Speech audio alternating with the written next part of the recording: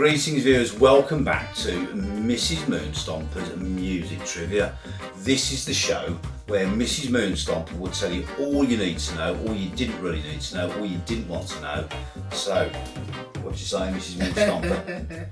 What he said. One of those. So, Mrs. Moonstomper. Yes, Mr. Moonstomper. For your first piece of trivia that nobody knows anything about, wow me, tell me exactly what you have. Go for it. Okay. The band Queen. When they sang "You Make Me Leave, You're My Best Friend," they were poor. They didn't have any money. Really? Yes, it's because they were waiting for the royalties for Bohemian Rhapsody. Wow. Yes. Okay, so I didn't know that. They were told to be careful with their instruments because there wasn't any money in the pot. So there you go, but did you know? Right, so here I go, it's Mrs. Moonstomper's Music Trivia. Brian May actually made his own musical instruments. Okay. So that guitar is special red, that was made out of an old mahogany fireplace. Oh yes, I heard about that. With bits of Burns guitar, Right. and those coils he got there, trisonic coils from Burns, he hand wound those himself. Wow, And he played with a genius. sharpened sixpence. But there you go, Yes. that's another story altogether. So what's your next piece of music trivia? Yes, Elton John. He didn't have a number one in the UK charts until he teamed up with Kiki D.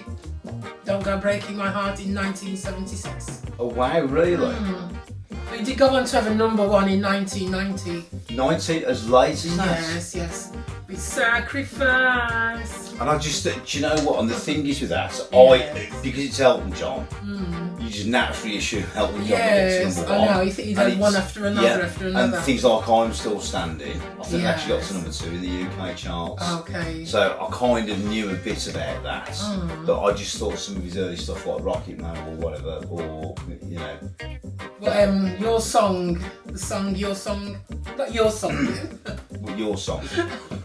Here we go. Here we go. Elton John's song title, Your Song. That's the song that made him famous. There you go. Most of all in 1970. What's his real name? Is it Reg Dwight? Is his? Reginald Kenneth Dwight. Good God. I say yes. Okay. Just so what's your next bit of music trivia? Did you know the Beatles, Paul Lennon, John Lennon, Paul McCartney, and the rest of them, they couldn't read music. No, I didn't know that. They just went with the flow. I'd have just thought George Harrison being my favourite Beatle. Not that I'm biased. I just thought they could read music, but No, obviously I've admitted that they couldn't Okay, read there you music go. at all. Weird. I know. Okay, what else have you got for us? Well, you said you had something about Michael Bolton. Michael Bolton. So, Yeah. Michael Bolton, the sort of 80s crooner that is. How With can I? the curly mullet. Oh, wow, okay. So he was in a rock band between 79 and 80 called Blackjack. Okay. But he was under the name Michael Bolton. Now, rumour has it that he rehearsed for Black Sabbath, so for the gig when Ozzy left. Alright. So, well, actually, Ozzy got sacked, didn't they? And Yes, he yes, he rehearsed did, for yes. it. Now, Tony Iommi says he did, and Michael Bolton said he didn't. But why would Tony Iommi make that up?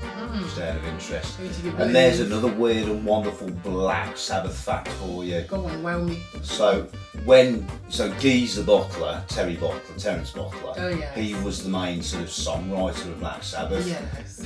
When he wrote Paranoid, he didn't even know what that meant.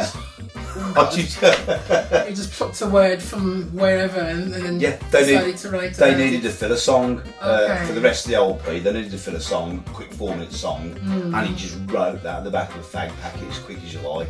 Okay. But the song actually means nothing, but he was kind of relieved when he found out that Paranoid actually meant what it meant. He took a heck of a chance there, didn't he? Here you go. What else have you got for us, Mrs. Moonstomper? Do you have something else about the Beatles? The Beatles. So the Beatles, when they call themselves the Beatles, it's not the Beatles as in the little creepy crawly things, right. little insects. It's the Beatles. It's playing words. So beat as in drum beat. Oh, right. B-A-T. And they're actually called the Silver Beatles before the Beatles. I hate them things. You see them in the carpet sometimes, the little silver squiggly things. What carpets? In old carpets, if you go into an old, like a library or I something. thought you meant our carpet. Oh, no, I was no. going to say we don't have a carpet, but there you go. Because of that pun. Yeah. So there you go. So what else have you got for us, Mrs. Moonstomper? I think that there's that song, the old song from 1943.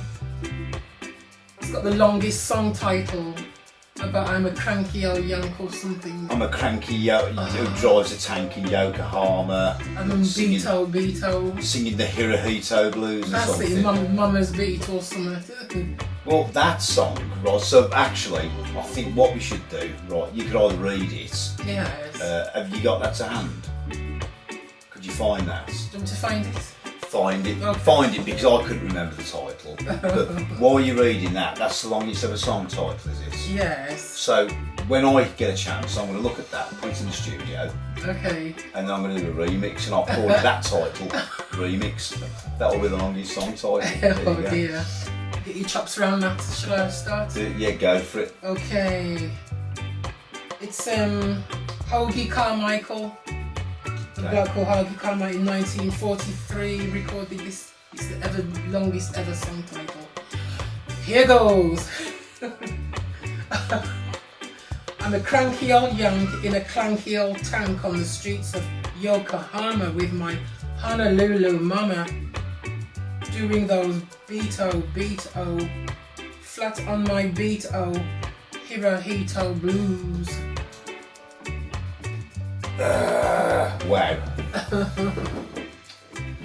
You probably sang it a bit better than me, even maybe going like ooh or something, or I've never heard it. I've not heard I it. might listen to that. I'm quite partial to a bit of blues. Is that all you've got, Mrs. Moonstomper, for this week?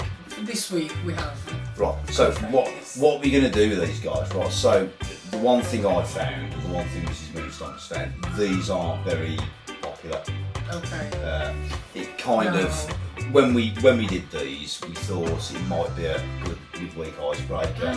However, you know, some of you watched that and we're really, really grateful.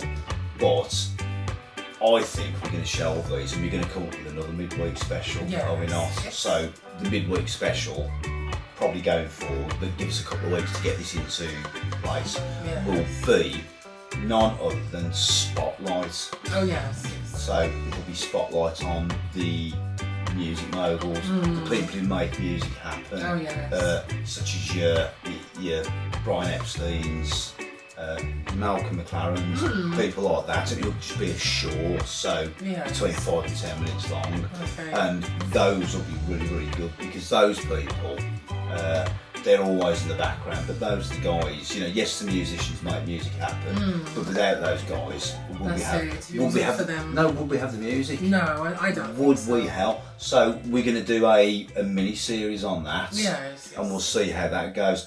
I think that'll be really, really good. Some of those people, yes, you could talk about for an hour.